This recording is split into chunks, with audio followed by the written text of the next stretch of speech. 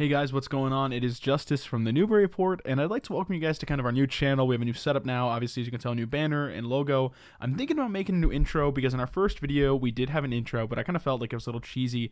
I kind of made it quickly trying to kickstart this project. So we're definitely working on that. If you're wondering where my co-host is, this is my second video without him.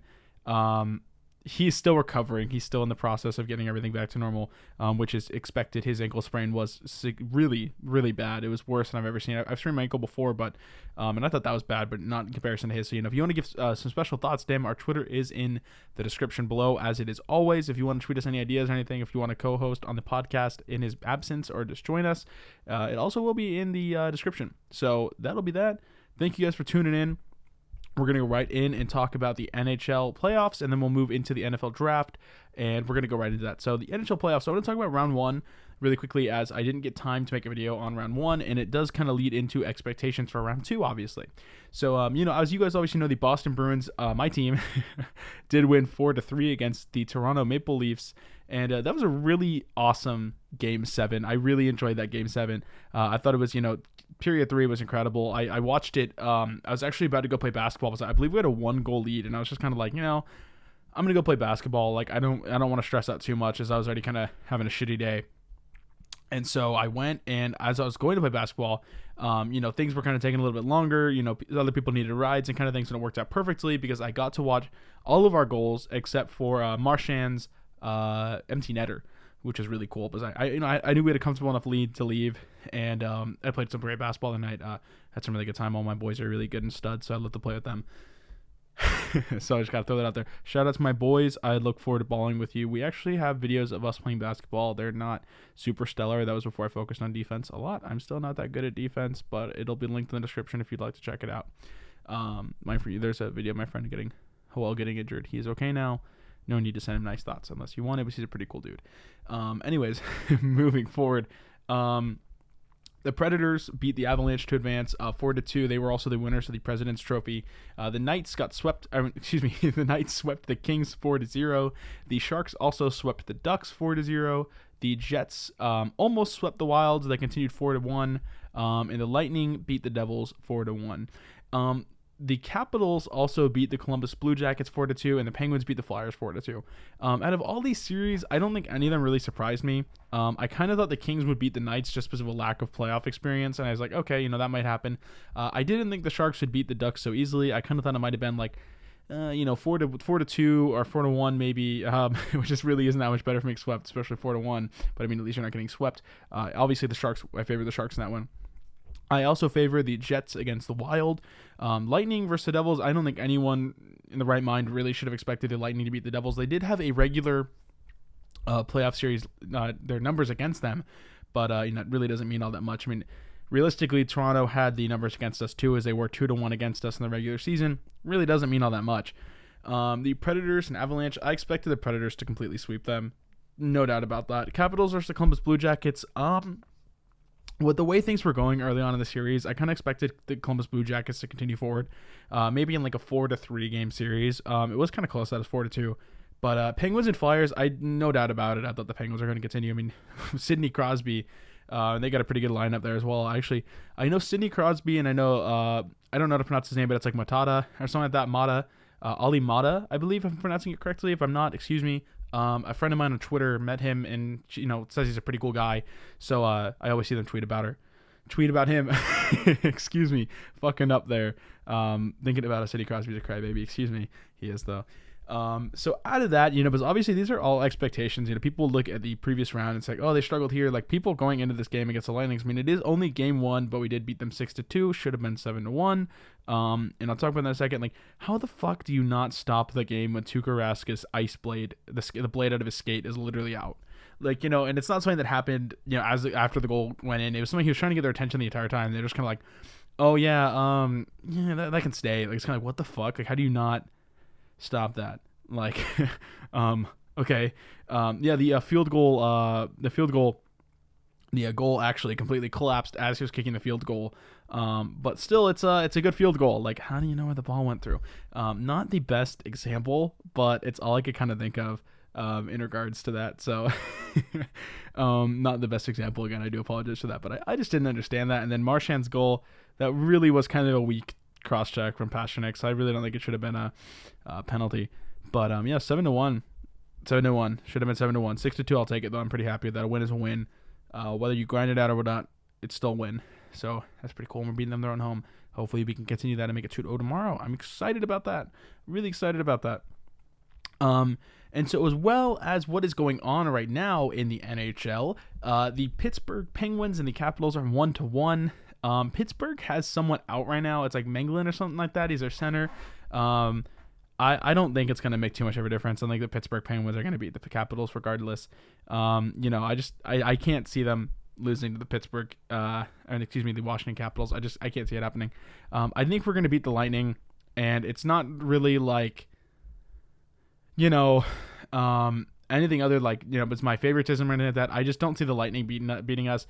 We have the regular season numbers against them, and we're starting off hot, which doesn't really say much because, the Maple Leafs, we started off really hot against them too, and then we kind of went into a dry spell first few seconds there. But, going into that it's kind of like we've scaled pretty close on being equal on power play goals and goals allowed and goals and all that with Toronto. But with with the Lightning, we are far better than they are in almost all those categories. So I can see that. The Sharks and the Knights is currently tied 1-1.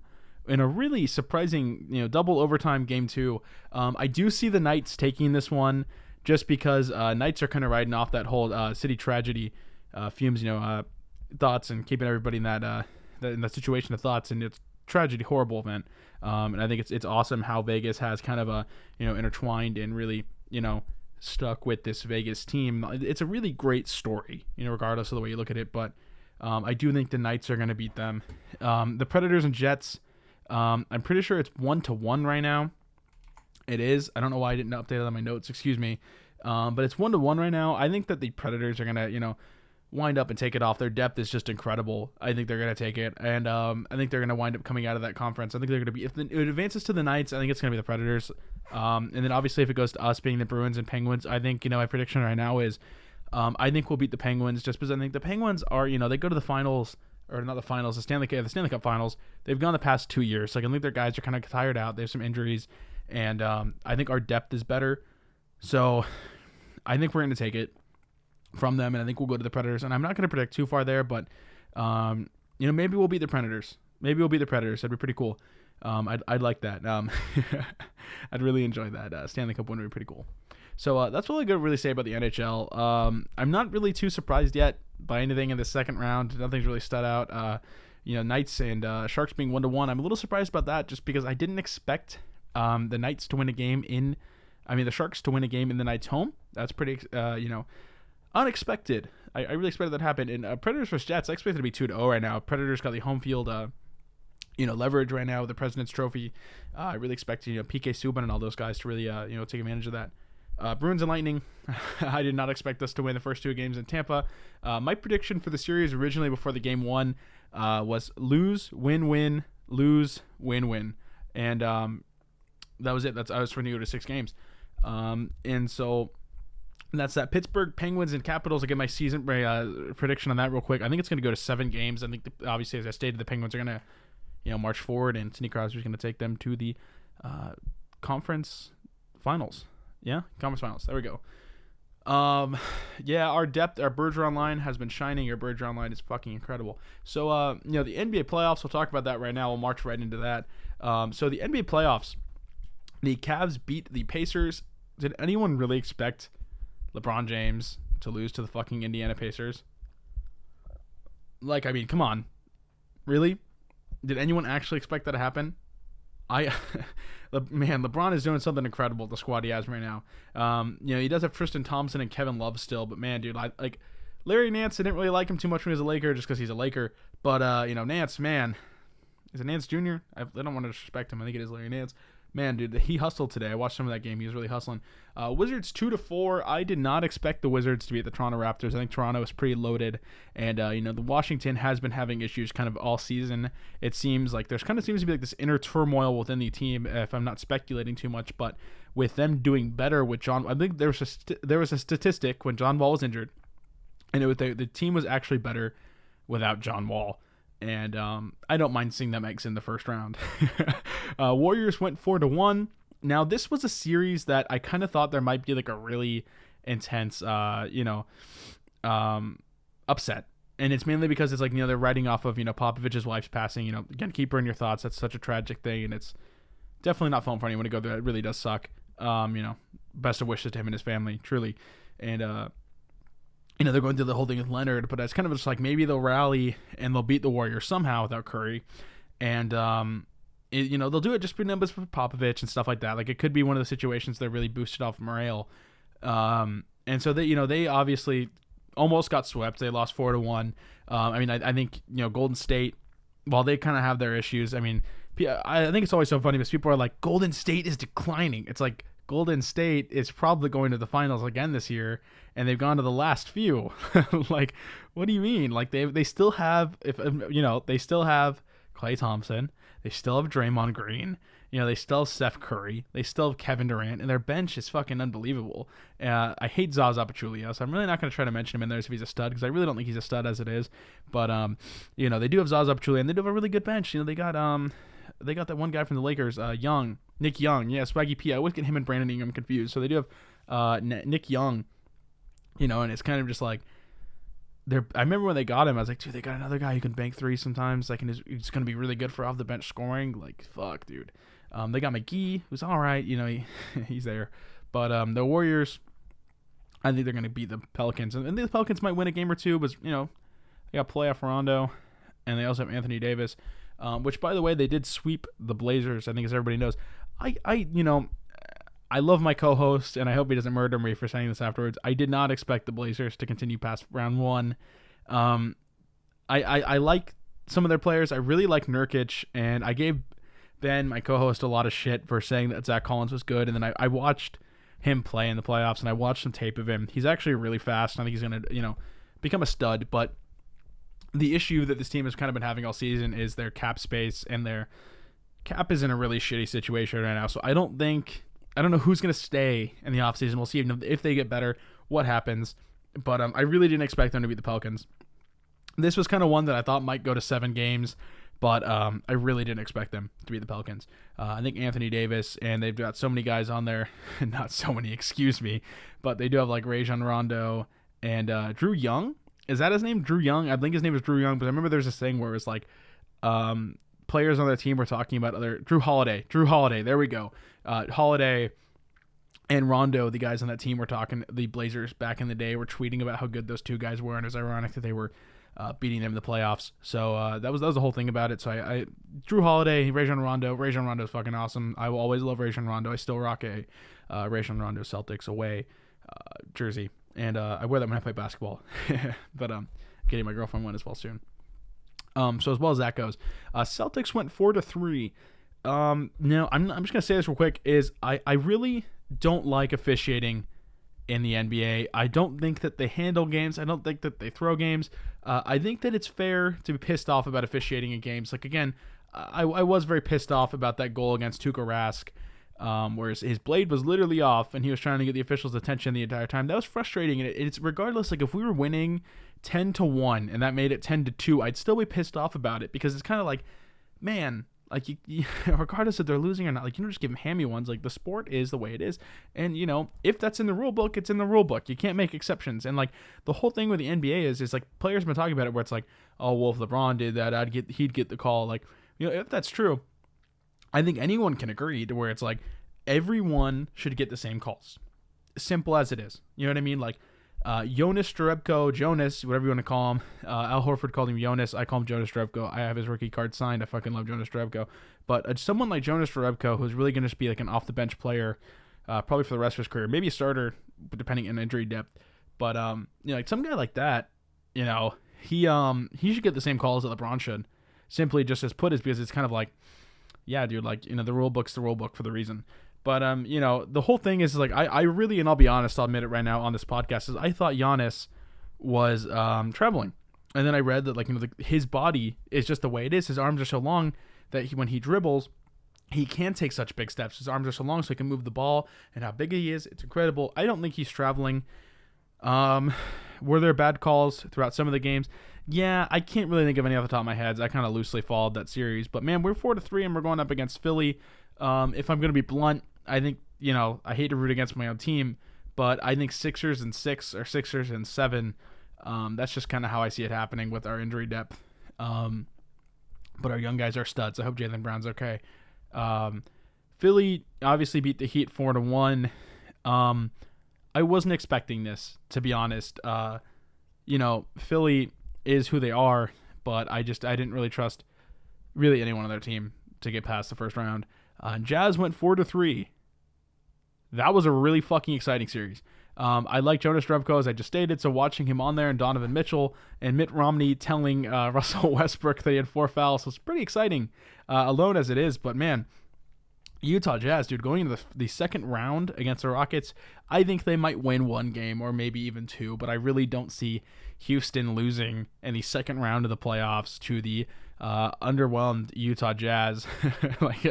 Overwhelmed, excuse me. Like, man, dude, that's, MVP possibly James Harden. I hope the fuck not. I hope he's an MVP and not a finals MVP, so I have to watch him do the same fucking Euro step, cock his neck back, and it's like he gets fucking punched every time, or that stupid fucking nosebleed thing every time when he walks away from the basket. I'm not going to watch the finals. Simply well put. I really didn't watch the finals last year because I was kind of pissed off about us losing to the Cavs, even though I really didn't expect that much, especially when Isaiah Thomas went out. But man, dude, like, I was just kind of like, oh, fuck the Cavs, I don't want it. Like, I remember I had just bought LeBrons, and I was like, how the fuck do I return these? Like, I was so mad. And I think it's just because it's like what my co-host Ben, like, no one believed in the Blazers all year, and then they wind up becoming the 3rd seed and going into the playoffs. And he was kind of just like, dude, we're fucking good. Like, we're a third seed. And I remember being last year, it's just like, yeah, dude, like, I think we're gonna get past the Bulls. I think we're gonna beat the Wizards. And everyone's like, no, you're not. And it's like, yeah, Thomas went out. It's like, yeah, you guys are gonna get swept. We won 1 game. We could have won 2, but that 1 game we won was really fucking awesome because it was just like, hey, we might have just won 1 game, but we didn't get fucking swept. That sucked. That series kind of sucked, but I liked it. That 1 game we won actually was. It meant a lot. It was cool. I was watching Jerebko.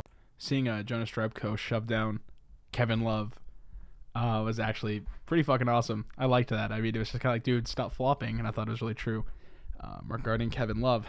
So enough about last year's playoffs, because, man, that is way out of the books. Looking into round 2, which has not started yet, what are my predictions? Again, I really think that the Warriors are going to go to either, maybe 5 or 6 games with the Pelicans. I think they're going to beat the Pelicans, especially if Curry's back.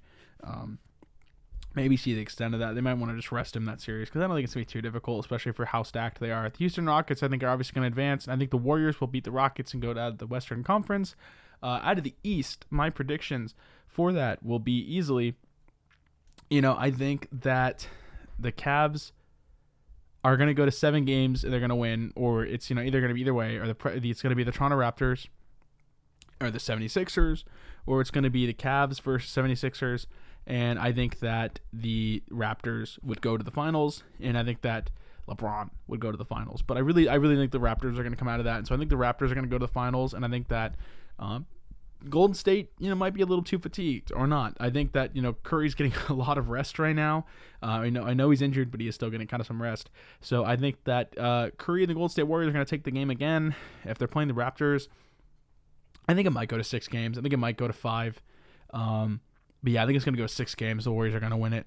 So that's my predictions for the NBA so far. And obviously, when I check in a week from now, depending on how things are looking, they're probably going to change. So for currently, right now, those are my predictions for the NBA.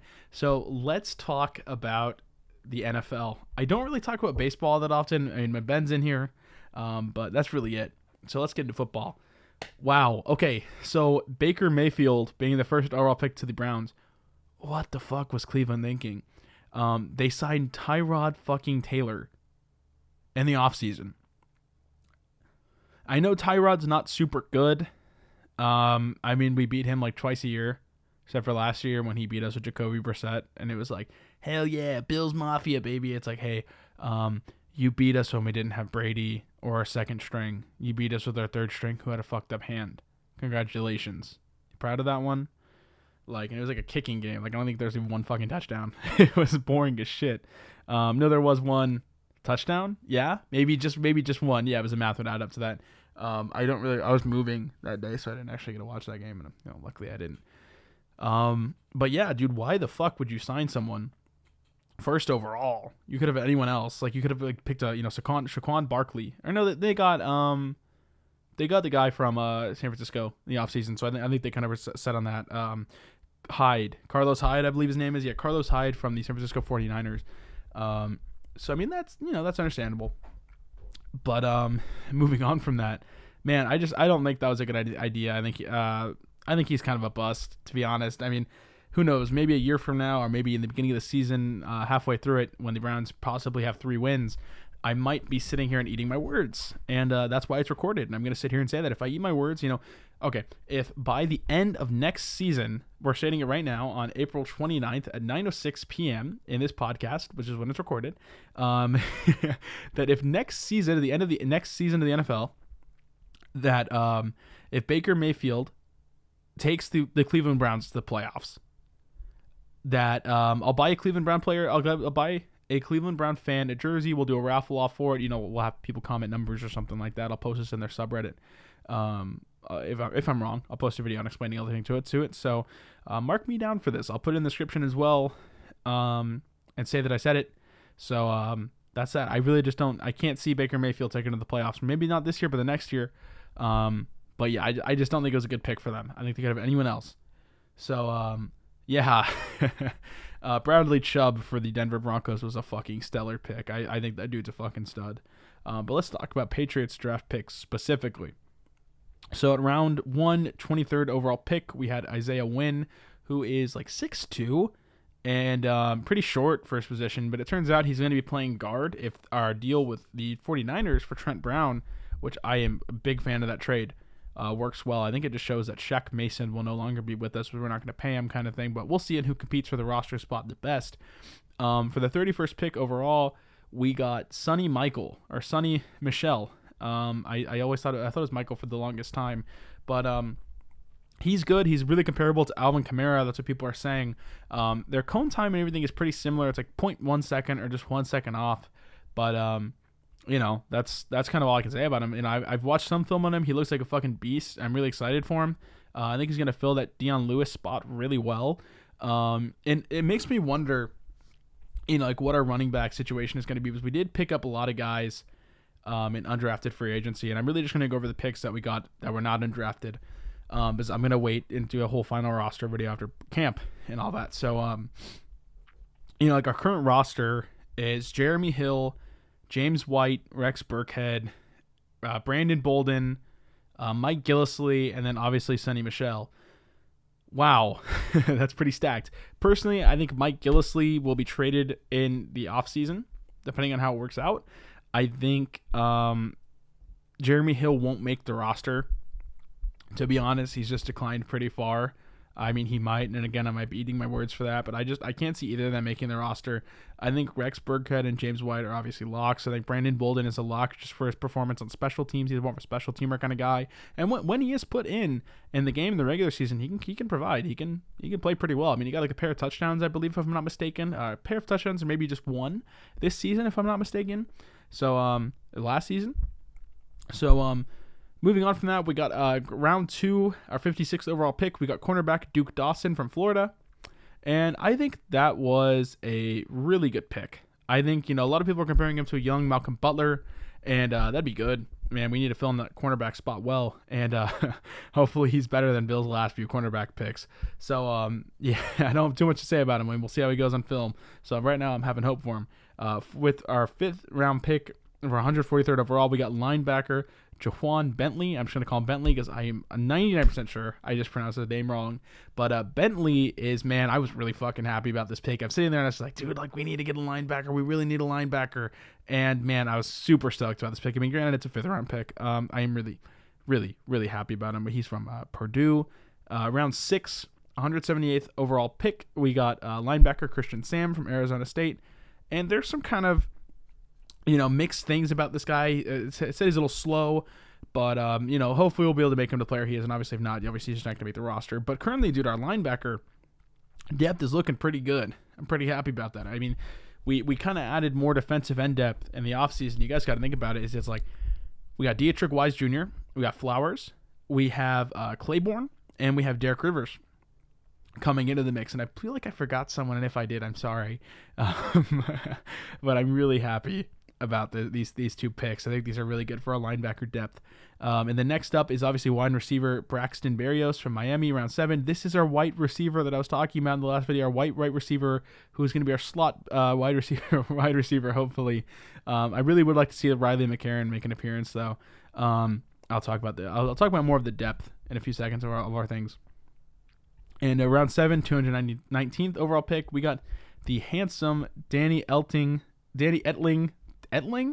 yeah, from LSU, round 7, 243rd overall pick. After that is cornerback Keon Crossan from Western Carolina. I'll talk about Danny Etling too real quick. I think Danny Etling might not make the roster, presuming we keep Brian Hoyer. But I'm not sure, because keeping 3 quarterbacks around to develop Etling might not be the worst thing. I mean, like, clearly we picked him for a reason kind of thing. But we'll see. And then Keon Crossan, we'll see if he makes the roster too. That'd be kind of interesting. And lastly, with the round 7, 250th overall pick, we have tight end Ryan Izzo from Florida State. Whoa, okay.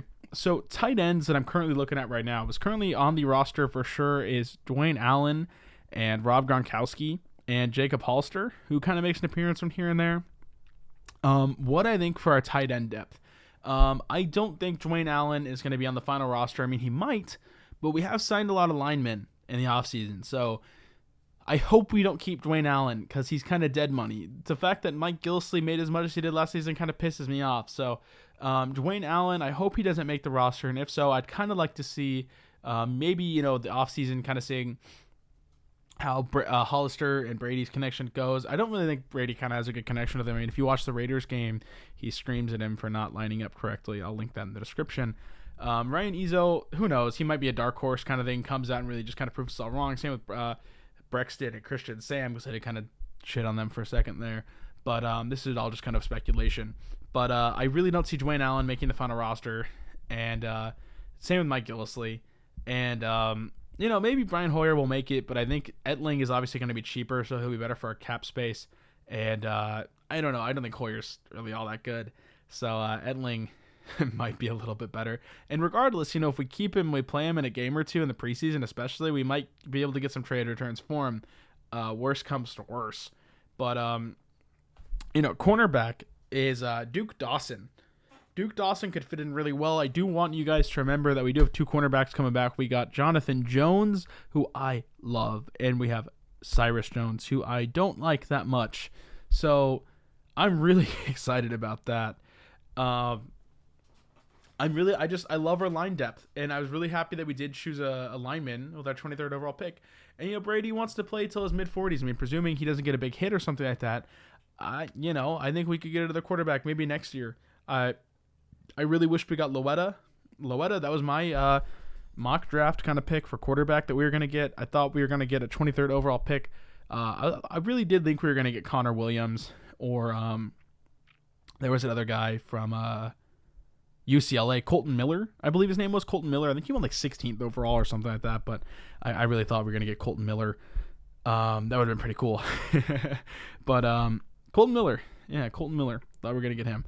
But I'm really happy with 2 guys we got. Georgia State, obviously we're joining Andrews and Mitchell, presuming they both make the roster. David Andrews obviously will, but, Malcolm Mitchell, missing all last season, wasn't the best spot for him. But our linebacker depth looks stellar after this. And, it's like going into, I know we drafted another defensive tackle in the undrafted free agency, but, thinking that we have Vincent Valentine coming back, we have Danny Shelton coming in, Jason McCourty, and I feel like I'm forgetting something. Adrian Claiborne. Those are some pretty big defensive studs right there. And then obviously, Derek Rivers and Donta Hightower coming back. And Kyle Van Noy kind of proved to be a little bit of a stud last year. I also, for the record, I don't think Jordan Richards or Landon Roberts are going to make the final roster either. I hope not. I hope they get replaced. I don't like either of them. They fall into the Dwayne Allen category with our defense, though. So, that's all I got to say. I think those are some really good draft picks. I'm really stoked on how the draft turned out. First day I was a little bit confused, especially the next day when we got Trent Brown. I was kind of like, what the fuck was the point of any of that? But I'm really forward to seeing how Isaiah Wynn turns out. And as far as my expectations for the 2018 postseason, or for the season post draft, I don't see why we couldn't make it back to the Super Bowl. I really don't. I mean, again, we got Harvey Lange coming back into the linebacker depth. We got Donta Hightower.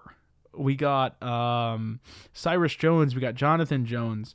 We got so many guys coming back. I mean, Julian Edelman, obviously I didn't mention him, but we got Julian Edelman. We got Marcus Cannon. Dude, we got so many guys coming back from injuries, and we got so many guys from free agency. I don't see why we're not going to at least make the AFC Championship game, the Super Bowl alone. I really don't. I mean, unless Tom Brady's coming out there and he's throwing duds or something, I really don't see why we couldn't make it. Especially, picking a lineman and a running back this early. I think we're trying to alleviate some pressure on Brady by giving him a good running game, and I think that's what Deion Lewis really provided. But Deion Lewis is a fucking monster. But I think it was a really good draft, and I really don't see why we can't. I mean, maybe free agency obviously isn't over. Maybe we'll pick up some stud or trade Mike Gillislee and Dwayne Allen in kind of a package and get something for it, and maybe a pick next year. As our draft picks are loaded next year, but I really don't see a reason why we wouldn't get to the AFC Championship, the Brady Invitational, again next year. So I'll see you guys then, obviously, as well, a podcast then. But I really don't see why. I really don't see why we won't have hype anymore for that next year. And so that'll be interesting. That's all I really got to say. Regarding to that. I am looking forward to having Ben back, and I'm going to end that with saying this. For the next few videos, I'm going to be playing some Madden 18 instead. I feel like Madden 17 is a little too dated. I'm wondering who's going to be the Madden 19 cover artist. I mean, cover artist, cover player. I wonder who's going to be doing that.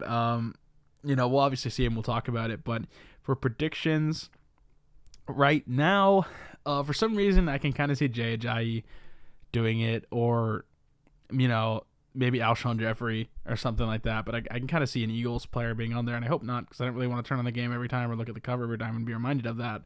But also, like, the Eagles player who was, honored at the draft, that was really extra. The kicker, he's, I don't know. I've never understood that, like, people who were on teams when they kind of sucked and then come back and their franchises won a Super Bowl or whatever, and they're just like, we are champions. It's like, no, honey, you're not. And I get that you obviously have these close ties with the organization because you played for it and all that. Like, you gave up so much of your body and all that for it. But, like, here's the thing. The players currently on the rosters are champions. You're not getting a ring, sweetie. I never say, it's like he's talking shit about the Cowboys. Like, you were not even alive when you guys won these Super Bowls. It's like, haven't the Cowboys won like 5 fucking Super Bowls? Like, that's more than the Eagles have accomplished. Like, I don't get that. Like, we won a Super Bowl now. You won 5 back then, but we won 1 now. Like, it's like, dude, that's fucking hilarious. You really got them there as they sit there and look at their banners up above them and count 5 banners while you guys are going to be hanging up 1. Congratulations on that. Really good roast there, bud. So with that said, I'm going to be making more predictions, obviously more coming towards the season about what I think the postseason will look like, just as a bold prediction kind of thing. So I am looking forward to having my co-host back. These podcasts are a lot more fun to do with him, but I really do enjoy making these. I enjoy making notes for all this and stuff. I have like 3 pages of notes here that I went over, and some of the stuff is now a little dated as I did take a few days to make this. But I'm really looking forward to it, and shout out to my wonderful girlfriend. I want to give a quick shout out to her for watching so much hockey and basketball with me this weekend, and also getting me a really cool authentic Chargers because I'm really stoked about that. So, looking forward to my next game tomorrow, and I'm looking forward to this next podcast. Thank you guys so much for checking us out. Excuse me. I hope you guys really like the updates we've been making to the channel, and I look forward to progressing more with this channel. Thanks, guys. See you next week.